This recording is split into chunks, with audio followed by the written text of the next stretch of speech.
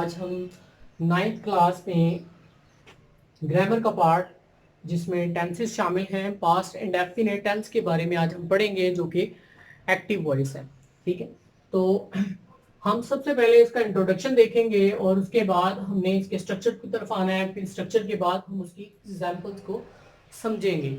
ठीक है, कि हमें हमारे सामने जो उर्दू सेंटेंसेस होते हैं हम उनको ट्रांसलेट कैसे कर सकते हैं इंग्लिश में, ये आज हमने सीखना है। ठीक है, तो हम प्रेजेंट पास्ट इंडेफिनिट का सबसे पहले इंट्रोडक्शन देखेंगे कि इंट्रोडक्शन में सबसे पहले इसकी पहचान आती है जिसको आइडेंटिफिकेशन कहते हैं, कि हमने उर्दू के फिकरात के अंदर जो उसकी लास्ट में पहचान दी होती है उसको कैसे समझना है, उसको हमने कैसे समझना है। जी, तो हम सबसे पहले इसमें देखते हैं कि पहचान में उर्दू के फिकरात के आखिर में ता था, ती थी और ते थे वगैरह। इसके अलावा अलिफ, छोटी ये और बड़ी ये आता है। तो उर्दू के फिकरात हमें दिए होते हैं जो, ठीक है, हमने उसकी लास्ट की पहचान देखनी होती है कि पहचान में क्या दिया हुआ है। ठीक है, तो हमने पास्ट इंडेफिनिट की जो पहचान पढ़ी है वो ये है। ठीक है, कि ता था, ती थी, ते थे, अलिफ, छोटी ये और बड़ी ये उर्दू के फिकरात के लास्ट में दिया होता है। ठीक है, तो उसके बाद हमने इसमें देखना है कि हेल्पिंग वर्ब कौन सा इस्तेमाल होता है। इसमें हेल्पिंग वर्ब का इस्तेमाल बिल्कुल नहीं होता। ठीक है जी, तो हम जब नेगेटिव सेंटेंस बनाते हैं तो नेगेटिव और इंट्रोगेटिव नेगेटिव सेंटेंस बनाते हुए हमने डिड नॉट का इस्तेमाल करना होता है। ठीक है, तो डिड का इस्तेमाल जो है ये हेल्पिंग वर्ब के तौर पर हो जाता है। ठीक है, यहां इंट्रो में भी हमने डिड का इस्तेमाल कर लेना होता है जो कि हेल्पिंग वर्ब के तौर पर होता है, लेकिन ये कि सिंपल सेंटेंस के अंदर डिड का इस्तेमाल या हेल्पिंग वर्ब का इस्तेमाल नहीं होता।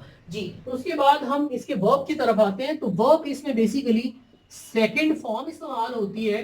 ठीक है, और उसके बाद नेगेटिव सेंटेंस जब हम बनाते हैं तो नेगेटिव सेंटेंस में हमने इसमें डिड नॉट लगाना होता है। ठीक है, हमारे सामने जो भी सेंटेंस होता है तो उसको हम जब इंग्लिश में ट्रांसलेट करते हैं तो हमने नहीं के लिए हमने डिड नॉट का इस्तेमाल करना होता है। ठीक है, उसके बाद इंट्रोगेटिव है। तो इंट्रोगेटिव में हमने जो डिड हेल्पिंग वर्ब के तौर पर इस्तेमाल किया वो हम शुरू में ले जाते हैं। ठीक है, और उसके बाद हम सब्जेक्ट लगाते हैं। तो एंड पे जब ये सेंटेंस खत्म होता है तो हमने क्वेश्चन मार्क लगाना होता है क्योंकि हम इंट्रोगेटिव सेंटेंस को पढ़ रहे हैं। ठीक है, उसके बाद डबल इंट्रोगेटिव सेंटेंस आता है। तो डबल इंट्रोगेटिव सेंटेंस में हम WH वर्ड का इस्तेमाल करते हैं। ठीक है, तो WH वर्ड लगाने के बाद हमने डिड लगाना होता है और उसके बाद हम सब्जेक्ट लगाते हैं। सब्जेक्ट के बाद जब सेंटेंस खत्म हो जाए तो एंड पे हमने क्वेश्चन मार्क लगा देना होता है। जी, उसके बाद WH वर्ड यहां पर हमने यूज किया कि ये WH वर्ड हम पहले ये तो ये हमें पता होना चाहिए कि WH वर्ड होते क्या है। ठीक है, तो WH वर्ड जो है हम जितने भी वर्ड्स इस्तेमाल करते हैं जो कि सवाल पूछने के लिए किए जाते हैं, लाइक व्हाट, व्हाई, ठीक है, हु,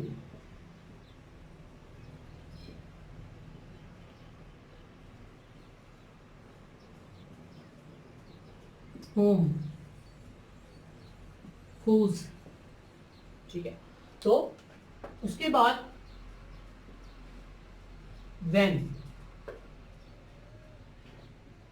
etc।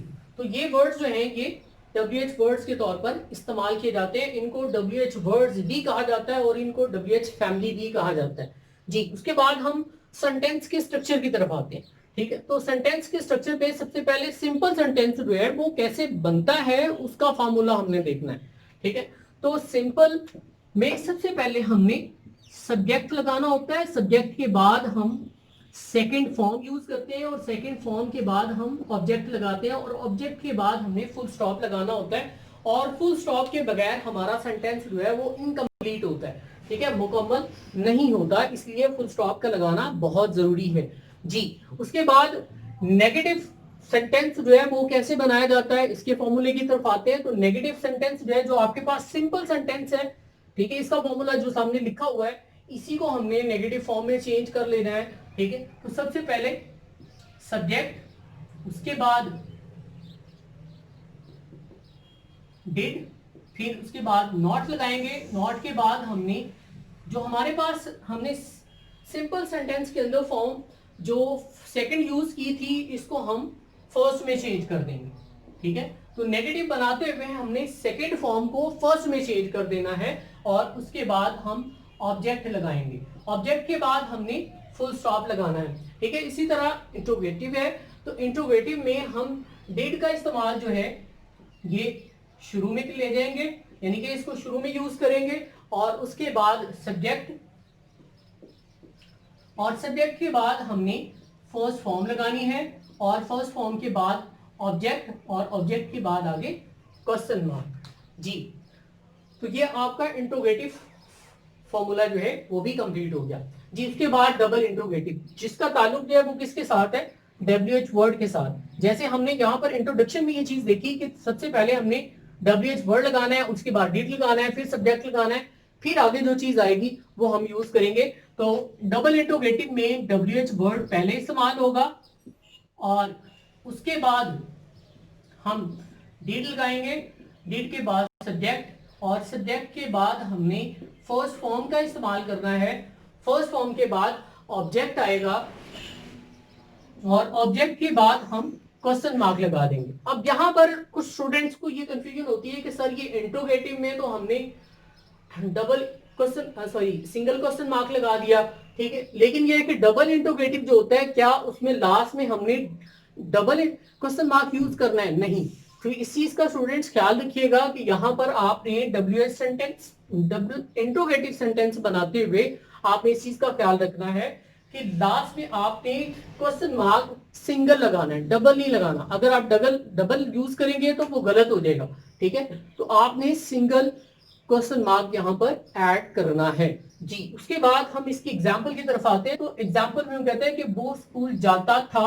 अब इसमें सबसे पहले आप आइडेंटिफाई करें कि हमें जो चीजें हमने यहां पर फॉर्मूलाज में लिखी हैं, क्या वो इस सेंटेंस में कंप्लीट हैं। सबसे पहले इसकी पहचान देखें, ठीक है। तो पहचान में क्या चीज दी हुई है, ता था। अब हमने इंट्रोडक्शन में भी यही चीज पढ़ी कि ता था, ती थी, ते थे, अलिफ छोटी ये बड़ी ये, ठीक है। तो इसमें ता था आ रहा है, ठीक है। तो इसका मतलब ये हुआ कि ये सेंटेंस जो है ये कौन सा है, ये पास्ट इंडेफिनिट का सेंटेंस है। तो हमने इसको पास्ट इंडेफिनिट के फॉर्मूले के अकॉर्डिंग हमने इसको सॉल्व करना है, इसको ट्रांसलेट करना है। तो अब यहां पर हमारे पास सिंपल सेंटेंस मौजूद है उर्दू का, तो हम इसको सिंपल फॉर्म में ही चेंज करेंगे, ठीक है। तो सबसे पहले इसमें देखें आप, ही क्या है इसमें, ये सब्जेक्ट है।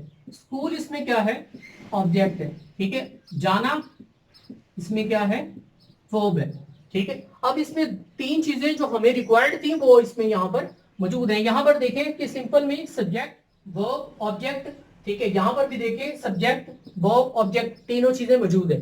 तो अब आप इसको ट्रांसलेट कर लें, ठीक है। तो ही की इंग्लिश क्या होती है, ही, और वो की इंग्लिश ही होगी। और उसके बाद हमने सेकंड फॉर्म यूज करनी है। हमारे पास जो वर्ब है जाना, तो गो फर्स्ट फॉर्म है, सेकंड फॉर्म इसकी वेंट होगी, ही वेंट, ठीक है। उसके बाद ऑब्जेक्ट जो है हमारे पास स्कूल है, तो हम टू स्कूल लिखेंगे, और उसके एंड पे आपने फुल स्टॉप लगाना है, ठीक है। He went to school. हमारे पास ये सिंपल पास्ट इंडेफिनिट का सेंटेंस ट्रांसलेट हमने कर लिया है। उसके बाद आप नेगेटिव फॉर्म में देखें, तो नेगेटिव फॉर्म में इसी सिंपल सेंटेंस आपके पास मौजूद है। अब मैं कहता हूं कि वो स्कूल नहीं जाता था, तो आप इसको ट्रांसलेट कैसे करेंगे, ही डिड नॉट ठीक है, तो हमने डिड नॉट तो लगा दिया। अब यहाँ फॉर्मूला देखिए इसका कि डिड नॉट के बाद हमने फॉर्म जो सेकंड होगी उसको किस फॉर्म में चेंज कर देना है, उसको फर्स्ट में चेंज कर देना है। तो हमारे पास वेंट जो है ये सेकंड फॉर्म है, तो इसकी फर्स्ट फॉर्म जो है वो क्या है, गो है। ठीक है,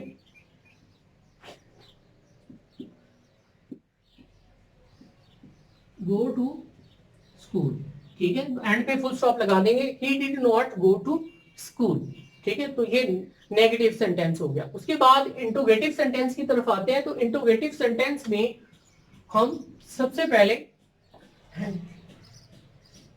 डिड का इस्तेमाल करेंगे, यानी कि हमारे पास अगर यही सेंटेंस होता कि क्या वो स्कूल जाता था, ठीक है, तो अब क्या के लिए मोस्टली स्टूडेंट्स जिनको क्लैरिटी नहीं होती वो क्या के लिए वर्ड का इस्तेमाल कर जाते हैं।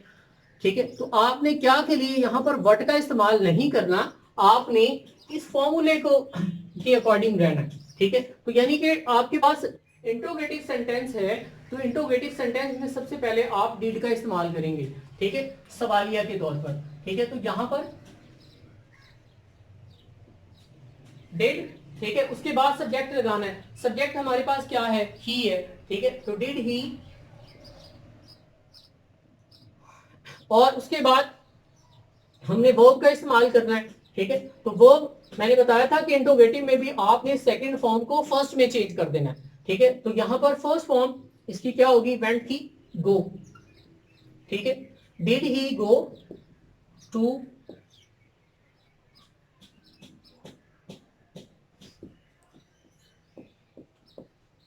स्कूल।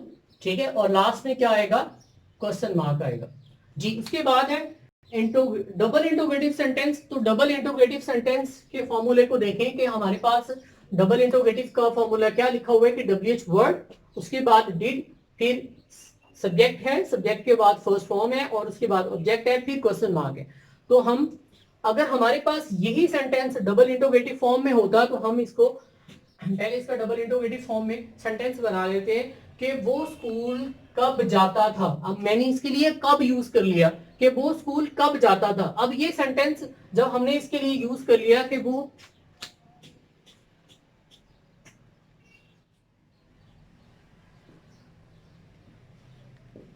कब जाता था, तो ये डबल इंटरोगेटिव सेंटेंस हो गया। कैसे, हमने यहां पर ये कब वाला वर्ड यूज कर लिया। ठीक है, तो इसने इसको डबल इंटरोगेटिव बना दिया। तो हमने इसको डबल इंटरोगेटिव सेंटेंस के फॉर्मूले के अकॉर्डिंग जो है वो सॉल्व करना है। कैसे करेंगे आप, सबसे पहले हमने डबल इंटरोगेटिव सेंटेंस के लिए जो WH वर्ड यूज करना है, कब की इंग्लिश देखेंगे। कब की इंग्लिश जो है वो क्या है, व्हेन। ठीक है, और उसके बाद हमने जो डिड जो है जो हमने इंट्रोगेटिव में यूज किया वही हम यहां पर यूज करेंगे व्हेन के बाद, व्हेन डिड। ठीक है, उसके बाद सब्जेक्ट, सब्जेक्ट हमारे पास क्या है, ही है। ठीक है, उसके बाद हमने जाना यानी कि first form go, when did he go to school. ठीक है, और लास्ट में क्वेश्चन मार्क लगा देंगे। तो जी स्टूडेंट्स, हमने पास्ट इंडेफिनिट टेंस को जो है, जो हमने इसकी जो हेडिंग्स बनाई थी उसके अकॉर्डिंगली हमने इसको मुकम्मल तौर पर इसको सीख लिया है।